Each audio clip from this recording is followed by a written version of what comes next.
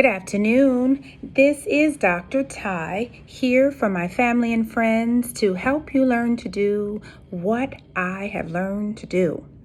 So this is video 2 on managing your money.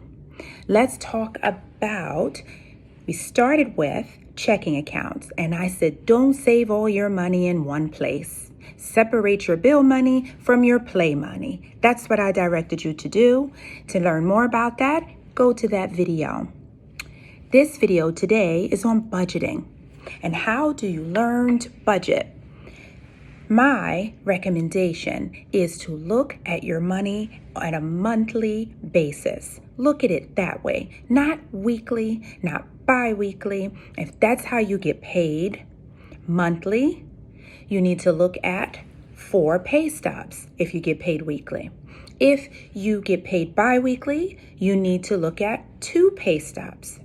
If you incur overtime every time you work or only at certain intervals, then you need to look at the median income that you make. So you will be better able to say, I average at 10 hours overtime every week, and that's your minimum.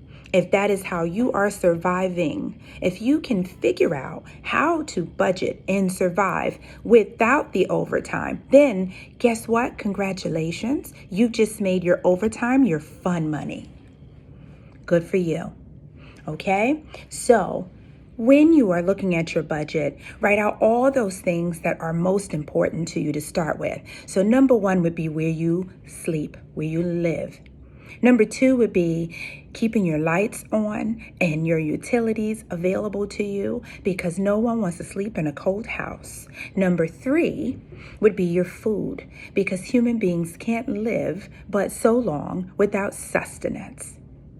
Number 4 would be your transportation because unless you work from home, and that is your sole and most important primary role is to work from home, then you have to get to the employer who pays for 1, 2, and 3. And obviously 4. Right? So transportation is a huge deal. If you own a car or you travel on public transportation, it's still a transportation cost. So you need to cover that. If you are a parent, that is your number 6. Right? Number 6 as a parent is, of course, to now be responsible for those costs that come with caring for your child. That looks very different family compositions. So you know what they are, write them out.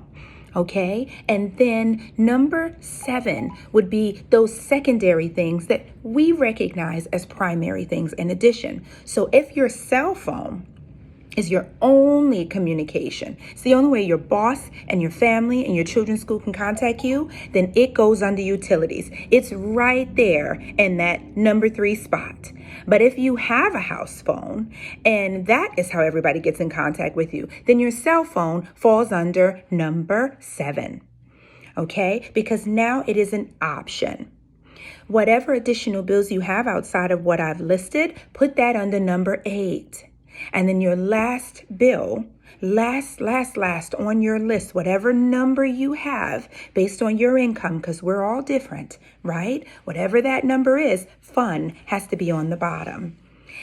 I'm sorry if I'm the first to tell you that being an adult is hard and it's sacrifices. And to do this thing well, you have to make sacrifices. That's my tip.